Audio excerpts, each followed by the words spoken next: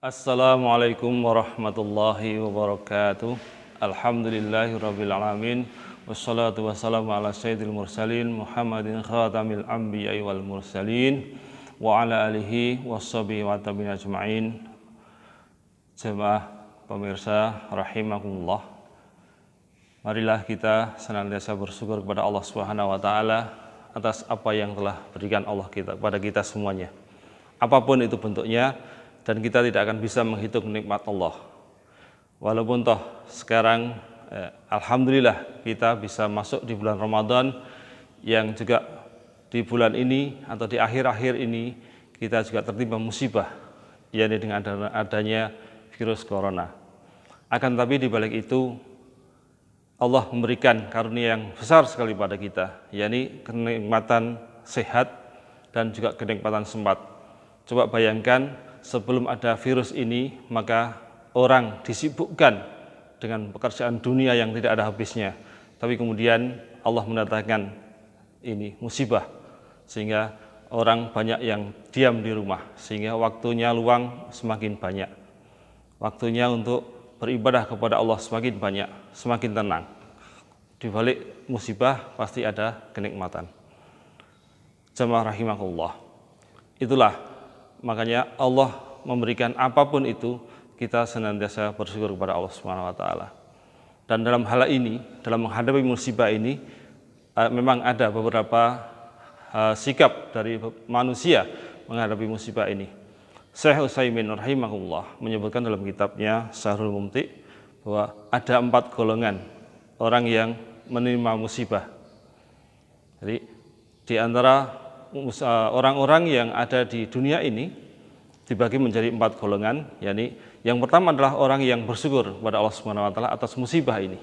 Kemudian orang yang ridho, orang yang rela dengan musibah yang ditimpanya. Kemudian yang ketiga adalah orang yang sabar dengan musibah yang diterimanya.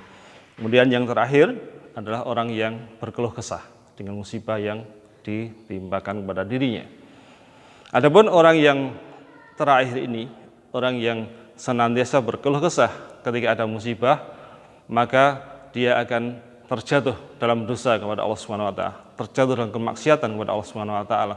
Karena dengan berkeluh kesah pasti akan timbul dalam dirinya bahwa tidak terima dengan apa yang ditimpakan oleh Allah kepadanya, dengan keadaan yang ada pada dirinya pada saat ketimpa musibah, sehingga dia merasa susah, merasa sedih, ditinggalkan orang dan sebagainya.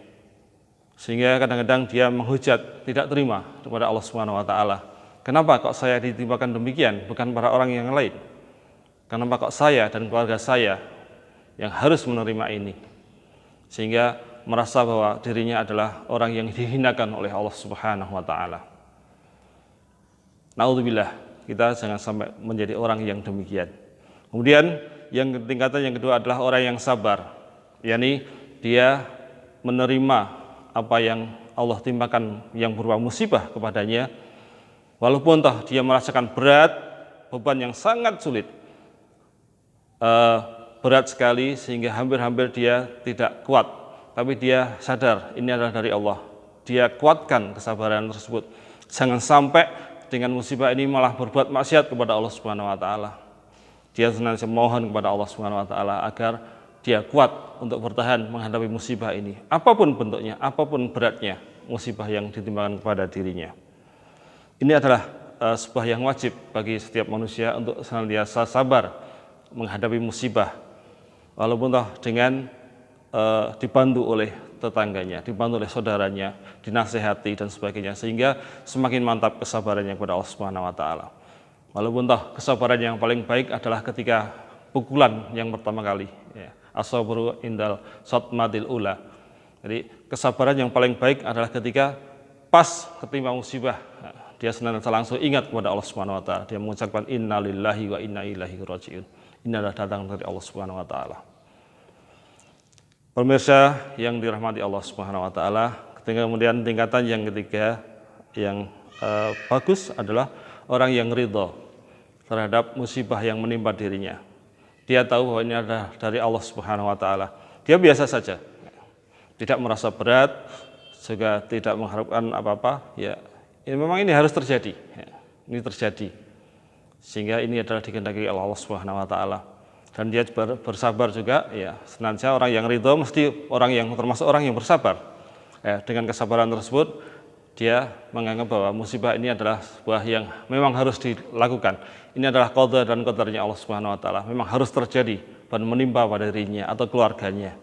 Sehingga hatinya tetap tenang, hatinya tetap ridha, rela bahwa ini adalah ujian dari Allah Subhanahu wa taala.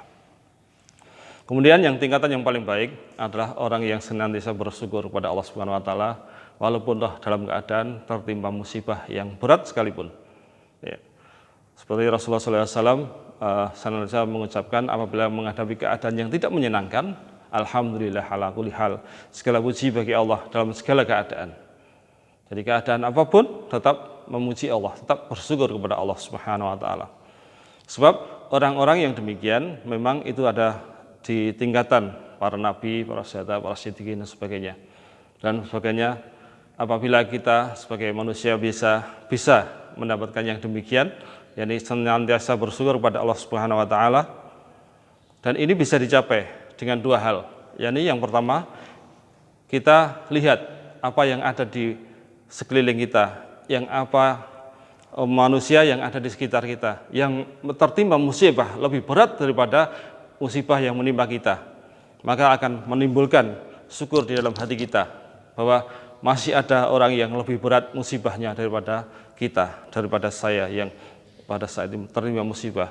Sehingga dengan demikian dia bisa bersyukur pada Allah Subhanahu wa taala bahwa saya masih diberi kelebihan daripada orang lain.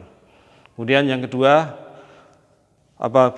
agar kita bisa bersyukur kepada Allah Subhanahu wa taala adalah sadar bahwa nanti dengan musibah ini Allah mengangkat derajat kita, Allah menghapuskan dosa-dosa kita, sehingga berharap pahala yang ada di sisi Allah Subhanahu wa taala, sehingga kita yang tertimpa musibah dan senantiasa bersyukur dalam keadaan musibah ini tetap mendapatkan pahala di sisi Allah Subhanahu wa taala.